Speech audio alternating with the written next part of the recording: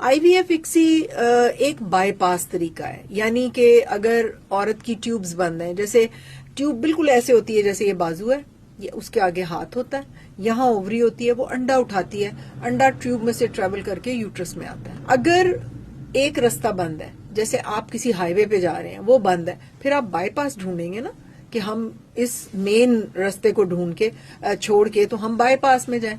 तो ये एक तरह का बाईपास होता है कि जैसे ट्यूब्स बंद हैं और सही तरीके से सही रास्ते से तो कोई चीज जा नहीं सकती, तो फिर हम नीचे से बीज बना के तो यूट्रस में रख देते हैं। तो आईवीएफ बंद ट्यूब्स के लिए तो एक बाईपास का तरीका है।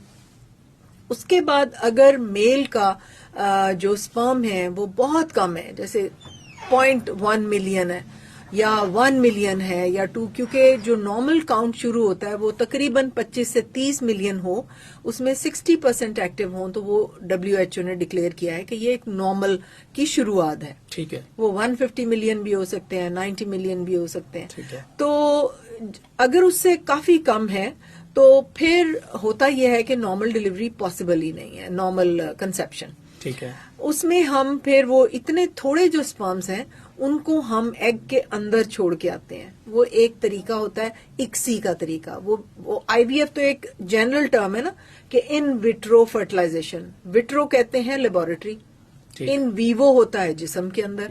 तो नॉर्मली तो इन वीवो फर्टिलाइजेशन हो रही होती है।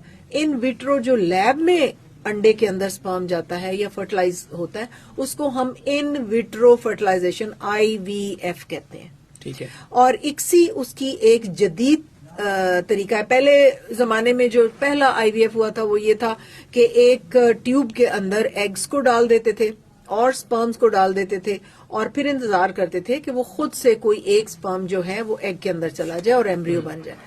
लेकिन अब ये है कि कई दफा एग्स का शेल बहुत टफ होता था, स्पर्म अंदर नहीं जा सकते, तो अब ये इंट्रासाइटोप्लाज्मिक स्पर्म इनोकुलेशन यानी इक्सी का तरीका, जिसमें है हम एक बारीक सी नीडल जिसका एंड हमें आंख से नजर नहीं आता, माइक्रोस्कोप से नजर आता है, उसमें हम स्पर्म को फिल करके अंडे के अंदर छोड़ के आते हैं।